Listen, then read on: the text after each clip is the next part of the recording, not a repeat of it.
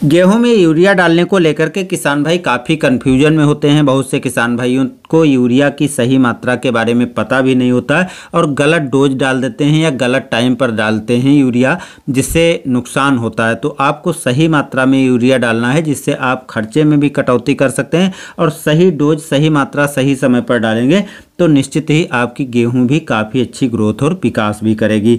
नमस्कार दोस्तों, मैं सतीश आपका STR खेती में एक बार फिर से स्वागत करता हूं।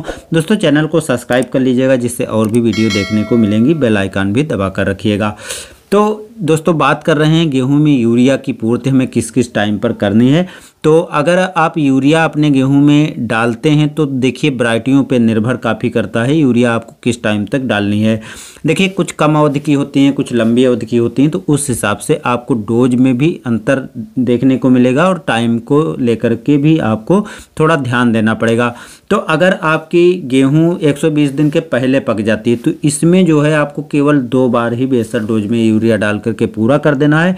इसके बाद अगर आपको लगता है कि नाइट्रोजन की कमी पौधे में दिख रही है तो आप उर्वरकों का स्प्रे कर सकते हैं, जैसे 19-19-19 है, 12-61 है, 13-0-45 है। इन उर्वरकों को समय के साथ में स्प्रे करके नाइट्रोजन को पूरा किया जा सकता है।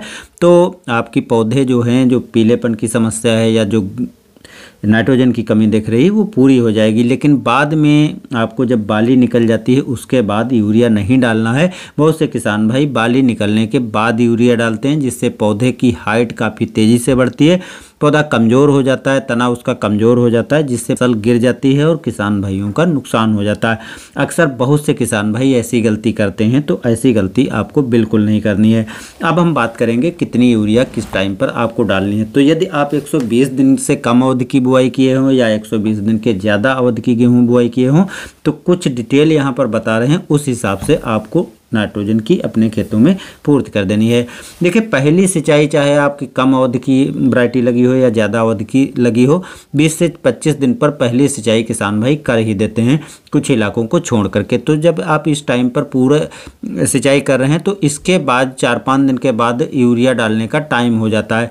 तो जब हम शुरुआत में बुआई के टाइम पर यूरिया देते हैं, वो नाइट्रोजन हमारी लगभग 20 से 25 दिन तक पौधे के जड़ों के माध्यम से पौधे को मिलती रहती है। उसके बाद उसका असर धीरे धीरे ख़त्म हो जाता है और उसके बाद नाइट्रोजन की आवश्यकता होती है, क्योंकि 20 से 25 दिन पर पौधे में टेलरिंग, ग्रोथ, विकास, जड़ों का फुटाव काफ़ी तेज़ी से होता है। इसलिए पौधे को भोजन बनाने की आवश्यकता भी ज़्यादा होती है। तो ऐसे टाइम पर नाइट्रोजन की भी आवश्यकता काफ़ी ज़्यादा ज़रूरत पड़ती है और इस टाइम पर हम नाइट्रोजन अगर नहीं देते हैं तो पौधे में पीलापन होता है, कमज़ोर रह जाता है, विकास आदि बाधित होता है, भोजन सही ढंग से नहीं बना पाता है।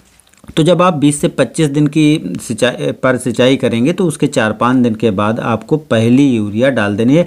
पहली यूरिया आप अपने खेत के अनुसार, मिट्टी के अनुसार, क्षेत्र के अनुसार जो डोज रखेंगे, कम से कम 35 किलो आपको 1 एकड़ में ज़रूर डालना है और अधिकतम जो है 45 किलोग्राम डालना है। 35 किलोग्राम से कम नहीं डालना है और 45 किलोग्राम से ऊपर नहीं डालना है। लेकिन अगर आप इसी टाइम पर ग्रोथ प्रोमोटर आदि ये सब चीज़ें डालते हैं, तब आपको कोशिश करनी चाहिए कि यूरिया 45 किलोग्राम दे दें, जिससे पौधे का अच्छी तरह से विकास हो पाए।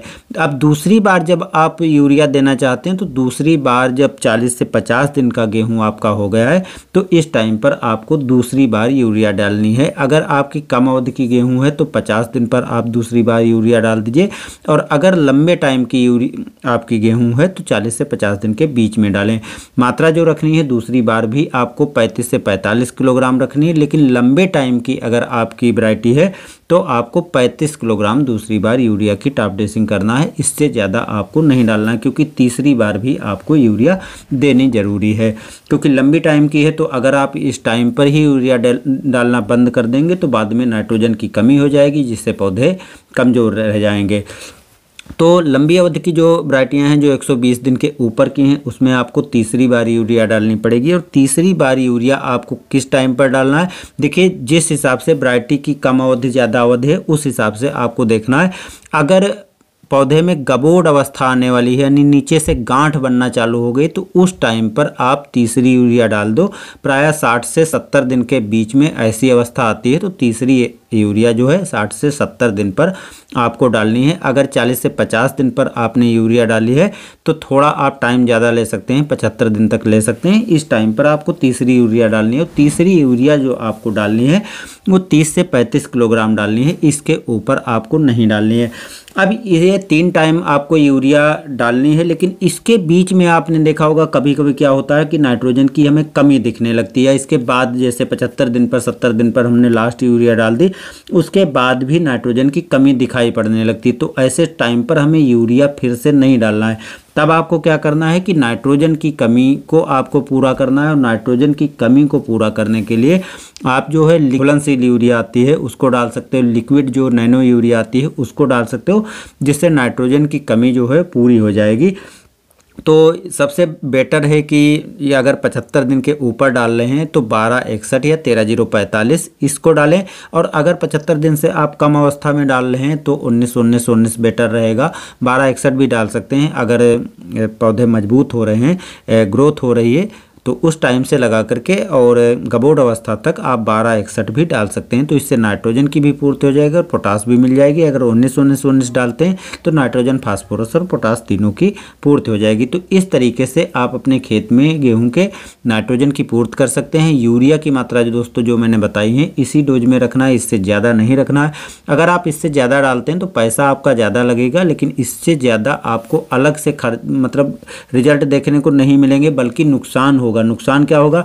अगर आप इससे ज़्यादा यूरिया डालते हो तो रोग, बीमारी, कीट आदि लगने का खतरा काफ़ी ज़्यादा बन जाता है। कभी कभी लगातार जब पाला या कोहरा पड़ता है तो उस टाइम पर फंगस लगने का भी खतरा ज़्यादा बन जाता है। तो आपको बहुत ज़्यादा मात्रा में यूरिया नहीं डालना है। बहुत ज़्यादा डालोगे तो दोस्तों नुकसान होना पक्का है। और बाली निकलने के बाद आपको यूरिया की टॉप ड्रेसिंग तो बिल्कुल नहीं करना। इस तरीके से अगर आप दोस्तों अपने खेत में यूरिया डालेंगे तो निश्चित ही आपको अच्छे रिजल्ट देखने को मिलेंगे। बस दोस्तों मिलते हैं नए वीडियो के साथ। धन्यवाद।